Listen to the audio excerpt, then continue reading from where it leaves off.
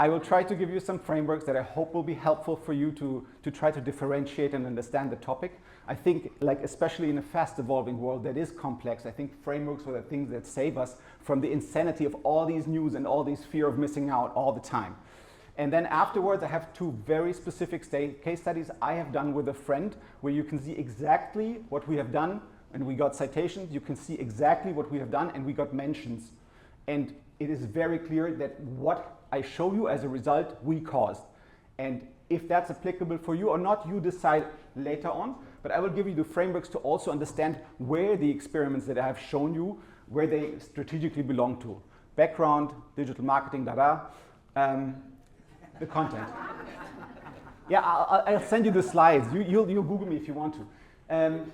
I'll start off with the frameworks and then the two case studies. Yeah, we'll focus on the essence.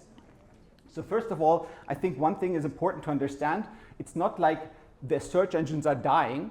I think the most of the usage of all the AI systems that exist is on top. It's additional because we're doing a lot of different things with the AI systems such as ChatGPT, Gemini, be it whatever, than we would do with the search engine. And what I see is that the cumulative volume of usage is strongly growing. Yeah? There is more explanation to this, but this is probably like a topic for another presentation.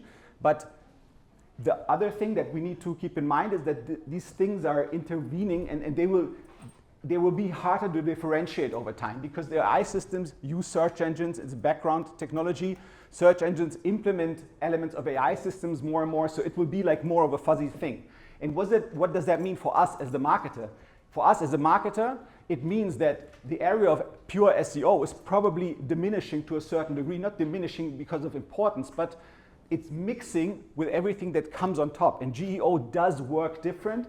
I'd say at least 20–30% are different. Starting off with the most important KPIs are completely different. It does not make sense to do GEO and then hope for traffic and only look for clicks and leads. It does not make sense. It's a different kind of marketing channel that is more like marketing used to be before we had digital marketing, right?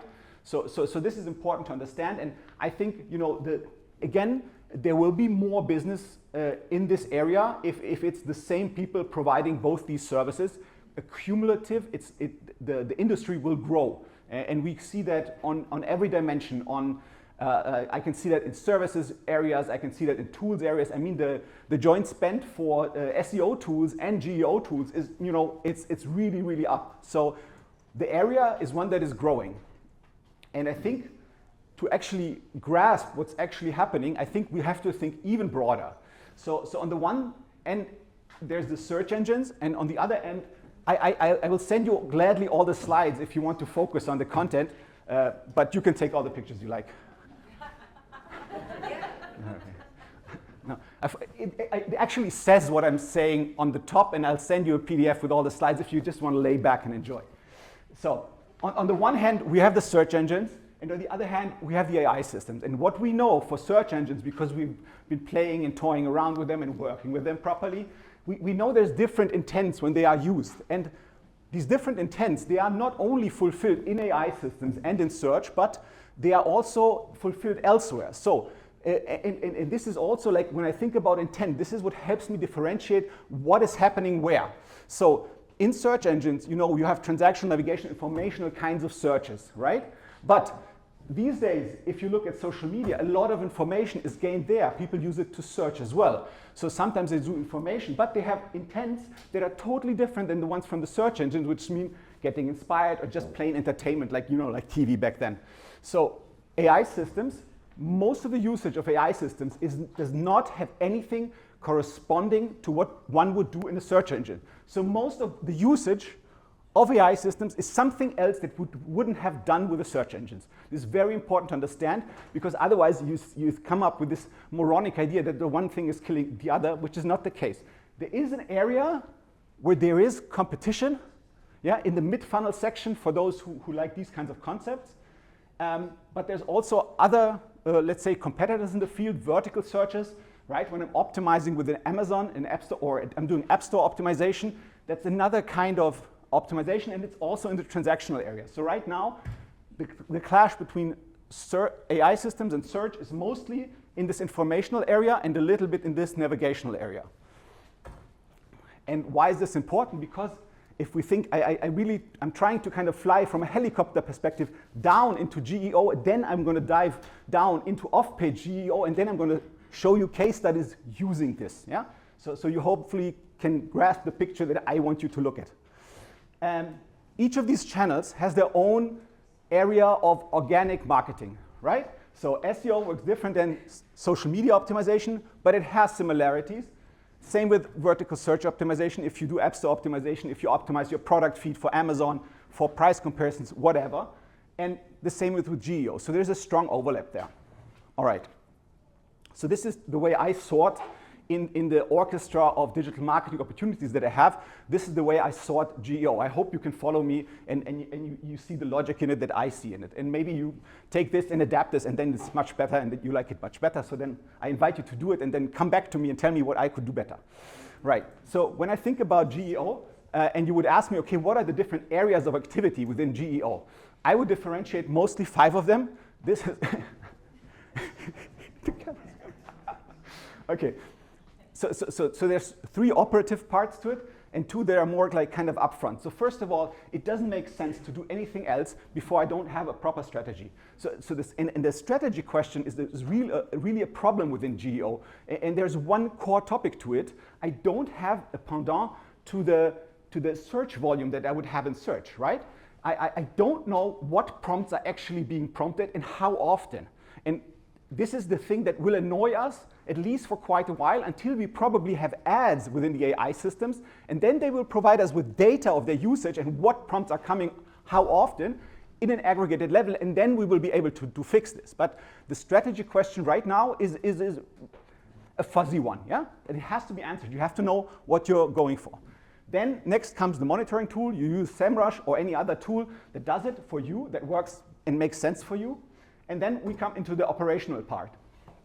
So 2 of the parts are on page. I usually would start always with the technical part, because if the AI systems cannot look at your website, anything else that happens on that doesn't make sense, right? So this would be my first step to fix everything that's here, but this is usually not such a big effort. You know, every standard CMS works really fine right now.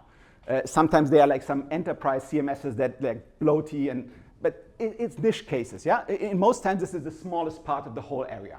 And the next is the content part. I don't know if you've been in the session that has been here before. I think Felipe had quite some really good remarks on the content side of things.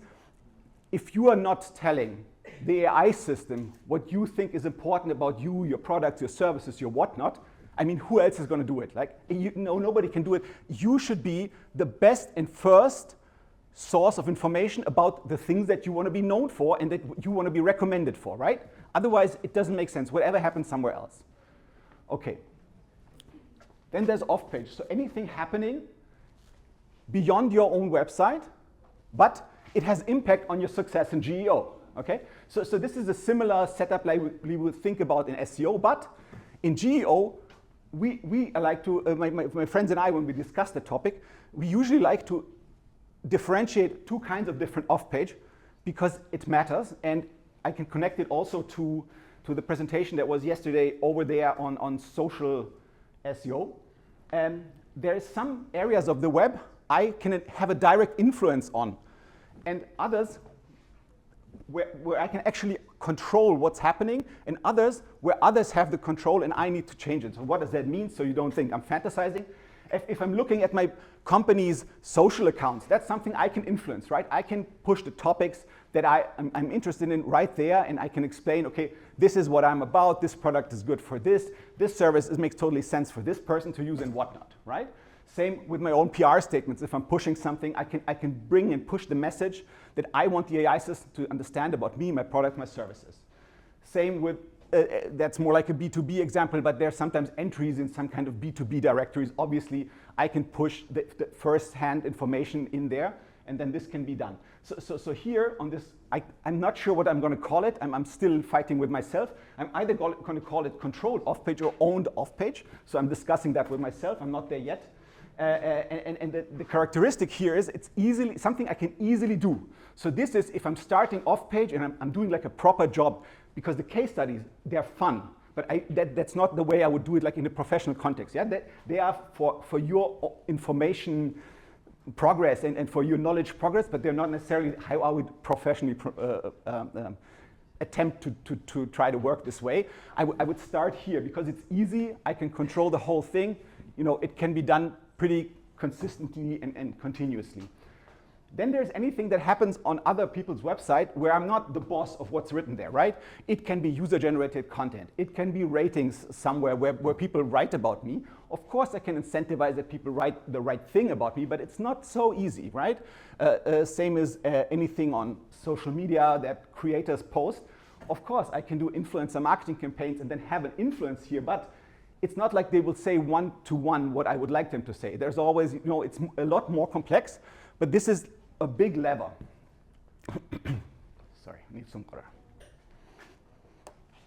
For you, it's time to relax. You ready? Okay. So the case studies we are playing with today, they are in this area, okay? And this is actually the last thing I would do. From all the activities in GEO, this is the last lever. But it's the most complex one. And this whole off-page topic is much bigger within GEO than it was in SEO. In SEO, I would say it was always like a 50-50-ish thing between on-page and off-page. And here, my gut feeling, my experience, what I observed so far, is that off-page is much bigger in the GEO area. It's a much bigger lever, it's much bigger, a lot more work goes into there to get the right results. Second thing I would like to discuss with you is different objectives I can have in off-page GEO. It's more than one thing that I'm hunting after, right? So if I'm going to Fernando and I want him to publish on SEMrush a great article about me as a speaker on GEO, I have to talk about him, and there's different things I can achieve there. So first of all, I can try to get a mention. So him talking about me, like how great it was here in Lisbon, me chatting about whatnot, yeah? So I can try to get a mention. And then there's other things that I can do is maybe have a certain sentiment. That's a different element that's also happening in AI systems. It's not maybe the biggest thing, but it will become bigger over time. That's my guesstimate, right? So when I'm working with mentions, I'm trying to get more mentions for my company, my product, my person, whatever I'm selling, yeah? And you're selling because you're marketers. So there's two different things I can do for you guys to differentiate. Either I can influence existing sources, so I can go to an AI system, prompt something that would be commercially relevant for me, see what is being cited if there is a grounding process, and then I can go there and ask, oh, could you add me to the list of the best speakers of all time in Lisbon, or whatnot, yeah? If that exists. Or I can ask Fernando, please create a new source. Okay, so the cases I will show you, they're taking place here. But this is a little bit more complex, but very instantly successful, because the new source first has to become something that the AI systems will cite. And this is something that the AI systems already citing. But we were doing experiments right now because everything in GEO is an early area. So this is an easier way to do experiments right now. On this area, it's just for your information, so you have the whole picture, and I want you to be able to sort what you are seeing into the correct buckets. All right. Digital PR. I think it's a super effective tool. It's been a super effective tool for SEO anyway. And the case study here is we were just trying to see how fast and how easy it is to get citations on a competitive topic for a player that's basically irrelevant, right? I will, one more theoretical slide, and then or like two more. And then we will dive really into it, because I want to make sure that you really understand what I mean and you're really able to differentiate the concepts. You have to be super clear what is a mention, what is a citation, right? These are the two main different things that we're hunting after in GEO. Being mentioned and even ideally on top being cited. What do I mean by that? If the prompt enters an AI system, the AI system wonders, can I answer this from the knowledge base that I have so far, that the model has been trained with, or do I have to go outside to the web and look for more information? So if I can answer the prompt, or answer is probably not the right word, can I give an output for the prompt from the knowledge that I have, then I can just use the LLMs information, and the only result that can come from this is a mention. if they're not going out to the web to get additional information, but answering directly for the large language model, the mention is the only thing that you can get out of it from a marketing perspective. Obviously, as a user, you get valuable information and whatnot. But if the AI system thinks, okay, for this query, it's so fresh, I don't have enough fresh information because my learning data, my training data, it's old, then it goes out to the web, yeah? It says, I need more information, and then the LLM does the grounding process. Grounding means I'm basically using more additional facts to make sure that the information that I'm passing on to the user later on is better than what I already have in my knowledge base. And this is where these query fan-outs happen. So instead of you searching something on Google, the LLM pushes some searches towards Google, towards any other search engine, crawls the pages that are in the results, and then consolidates that with information in the LLM. And in these cases, you get mentions and citations. So you as a brand can get a link that can actually push traffic towards you, right? So the first experiment is about this, citations. And how does digital PR work? You see my theory slides there, they're plentiful, but I hope they're also helpful once you have digested them, and hopefully you're not too hungry and not too overfed from the past 1.5 days. Okay, so what does digital PR do? Yeah, we'll try to, this is what I think and we hope and we did achieve, but just so you know what's actually happening, right? We launch a digital PR campaign. We're trying to generate mentions with it, right? We create news sources, and then the LLM hopefully discovers these sources when it's searching through the web on a certain topic, and then this leads to citations and mentions. This is what we're trying, this kind of the whole picture that we're trying to paint. Okay, so now you could wonder, well, where will we get these citations?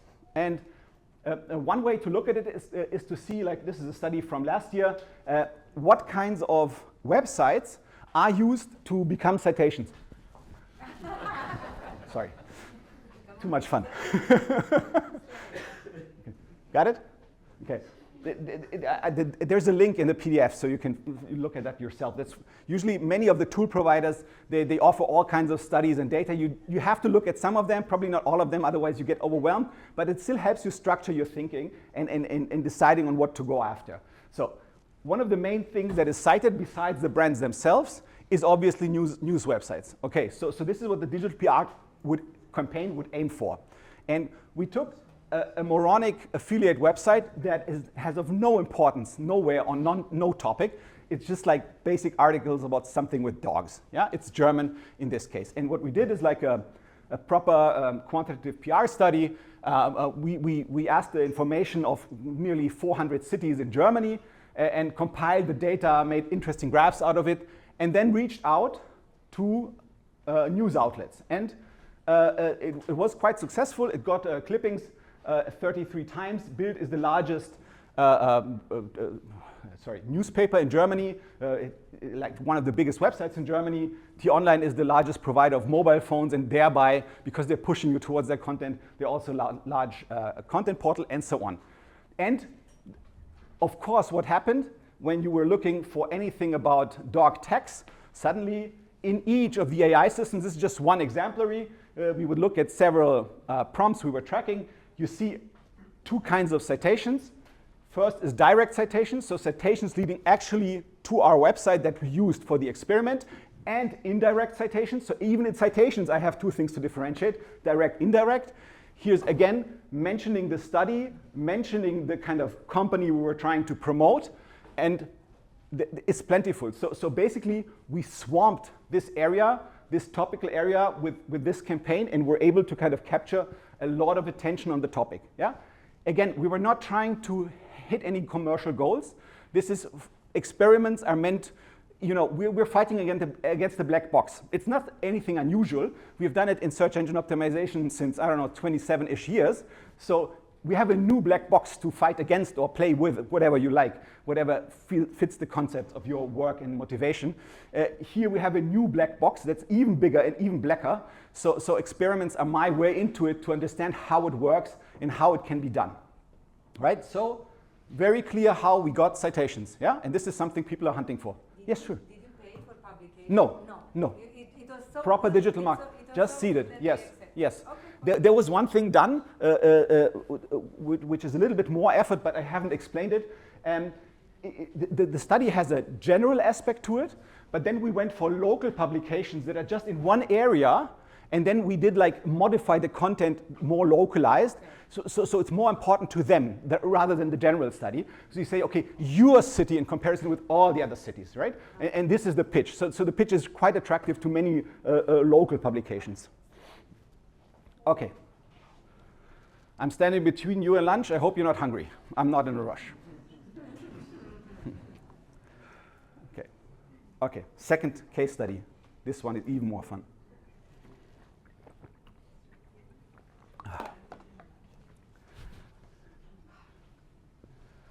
Okay. Just one quick question. Sure. Go ahead. You do understood with metrics with SEMrush or something that there was a gap in serving that content first? Sorry? You did an analysis on the... How did you come up to the topic? Yes. Oh. How you chose the topic?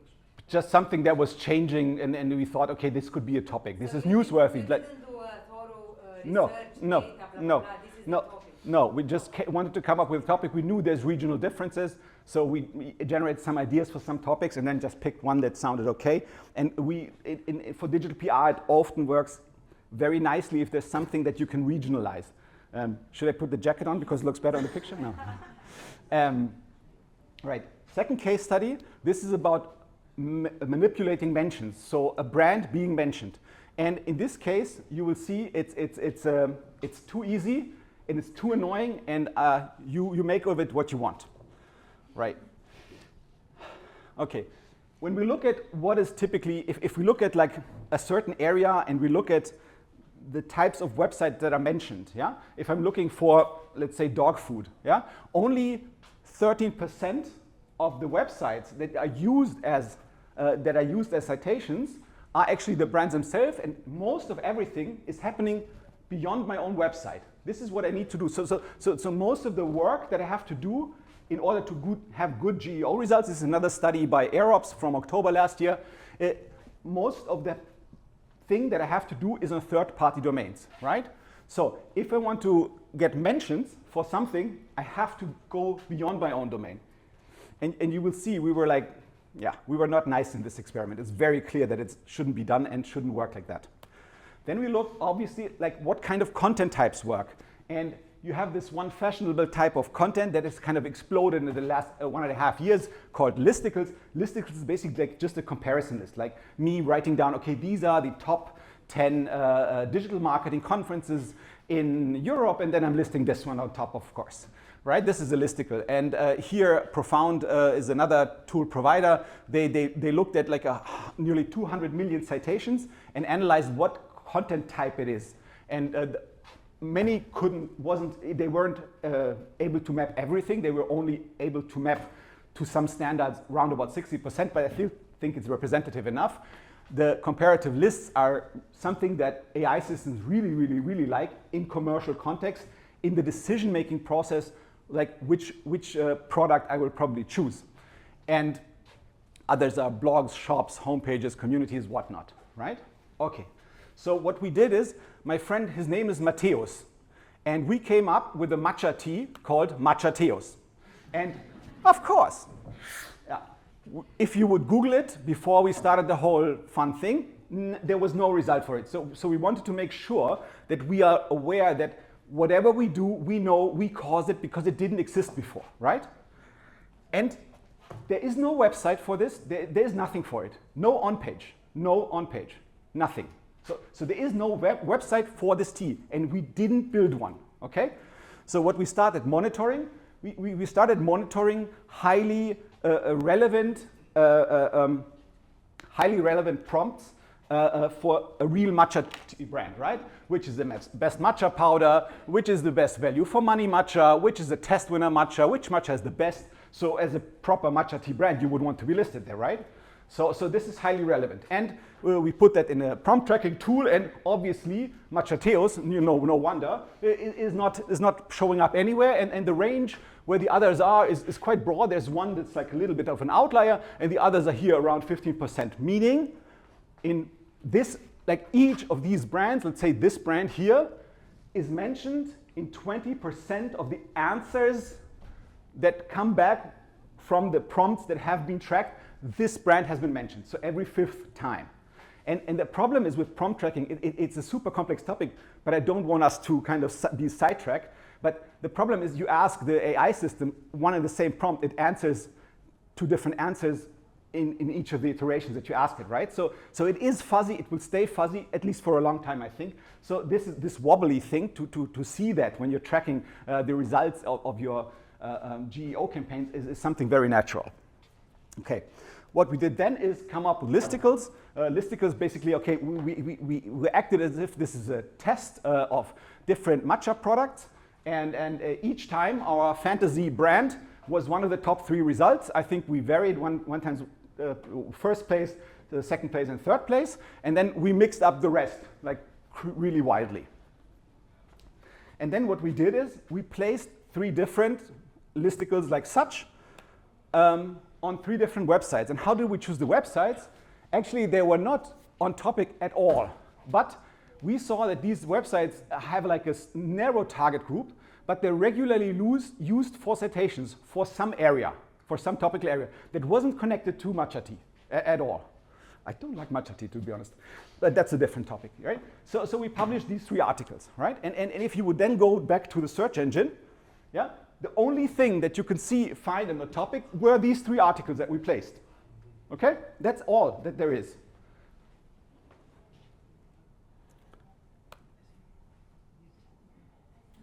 Oh, it didn't say that. No worries. There was a sound effect that you would expect right here. So instantly, right after the launch of these listicles, our fantasy brand has an average of 15% mentions. Pretty much the same in the region of all these. There's these 2 breakout brands, but pretty much it looks like it's one of the others. It looks like it's an actual brand. Yeah? Right after, right? I mean, like a day, 2 days after, it's on par with like minimal effort. But when we look into it with more detail, the different colors, I will explain, it looks a little bit weird, I'll explain it to you, that's what I'm here for, right? Don't worry. The different colors are the different AI systems, right? So these 2, the pink and the lilac one, is Gemini and Perplexity. So you can see that those 2 reacted the fastest and first. And you can see that 2 liked the content, or Matcha Teos, our matcha brand, they liked it for a long, long time, which is Claude and AI overviews. So this is another thing we have to learn, relearn, or forget from SEO, that there's only this one search engine. We have to understand they work a little bit different, and we will have to learn to work with them differently. And you can also see that the ones that acted first, they basically died down over time, right? After around about, let's say, 2 months or so. And the others, they stayed pretty much. And I'll show you more data so you can really imagine how this worked. We saw one super interesting thing in Gemini, and I really, really like this, because if you asked it, we tried to then poke it, poke the bear to see what's behind the machine. We asked it to verify the source's quality. Yeah? So we really wanted to take it by the, jacket and shake it around and ask it, why are you doing this? Right? And I really love this, the thing it said. It says, upon closer look, the articles mentioning it scream SEO spam. It is, yeah? But it was still ranking, finally, in AI overviews. I'll show you later, just a moment, right? So this is and this was like pretty fast, right? After a week or so. So Gemini, I figured it out pretty fast. But the interesting thing, if we looked over a longer period of time, this is 3 months, yeah? It came to like a constant level. Okay, we will dive deeper into it, because what's interesting is not all prompts performed equally well. I translated the prompts earlier so you understand that we were really going after commercial queries. And you see that they change a little bit. Yeah? So first of all, after 3 months, it's more a little bit spread, a little bit more equal than in the beginning, where it was basically like 3-4 prompts pushing the whole thing. But they also changed places. So that was really interesting to observe. So this is what all these experiments are about, to see such things. And then when you see the phenomenon over and over again, you sometimes see a scheme, and then you understand a little bit better, and then you come up with a great theory slide like the ones I showed you. This is another chart that can be confusing. I'll explain it to you. So these are the different queries, prompts that we used, and these are the different AI systems. And what's super interesting to see, the tracking tool, it always gives you like an average, right? It's the average that is usually giving you. This is like all the prompts in all the AI systems, but it's questionable whether that is the right thing to look at it, because one could very well argue that Perplexity, it has so little usage, it's irrelevant, and it's not weighting the different AI systems according to their importance. Yeah. So this is why it's important to look one level deeper. Okay. So what's interesting, or most interesting, is you can see that Claude and AI overviews were impacted super strongly and over time, and basically across most prompts. And what is also interesting is some prompts, they worked better, like the two on top, the ones that, and this one here, that were like more like which is the best matcha powder, because this is very much the soul of this listicle, right? And this is about the test winner. Right? This is very much the core of what we were manipulating upon. These were kind of working better across all AI systems. So now we have to discuss what it is that we have done here. Yeah? In SEO, there's usually these terms, or it exists in other digital marketing channels as well, white hat, gray hat, and black hat. What does it mean? White hat basically means everything that I'm doing is as the system platform providers would want it to be done, and according to all law. Yeah? Gray hat-ish, the way I would define it, or gray hat, is something that is legal, but I'm not sure that the systems that I'm gaming like what I'm doing. Or sometimes I'm going against it. Like let's say, so you understand what I refer to, like Google, for example, they have their own rule set. They say, okay, within me, you should not try to manipulate me by buying links, for example. Yeah. So if you do that, that's in this area, right? Okay. And then there's black hat. I mean, there's anything with like illegal methods and obvious going against what the AI systems want. And now we're like because these systems are so new, we're like in a vacuum. It's not like ChatGPT or Perplexity say you can't do this to manipulate you, you can't do that to manipulate me. It doesn't exist. I think the first ones are now starting to give some hints. Some stuff is coming from the Microsoft side of things. Some stuff is coming maybe from the Google side of things. Yeah, I would say, like, for a proper brand, this is not something I would recommend, but it helps you understand how the damn thing works. And I would still stick to the process that I explained earlier, to do one thing after another, after another, after another. But if this works, one would have to think about a more clean version of that and then go after that. So this is what we're trying to achieve with these tests. And you've actually made it through my presentation and have time for answers. Unfortunately, most of the content that I publish is in German. If there's some German person here and wants to ask a question, I have one of my books with me. It's not a self-published book like everybody else. It's an actual book that is in bookstores and in universities. So if a German person has a good question to ask, you can gladly win one of the books. If you understand German, we have like 10 hours on GEO for free on YouTube. You can have a look at that. And otherwise, if you want the presentation as a PDF and your pictures didn't turn out well enough, ping me. I will gladly send it to you. And I'm open for questions.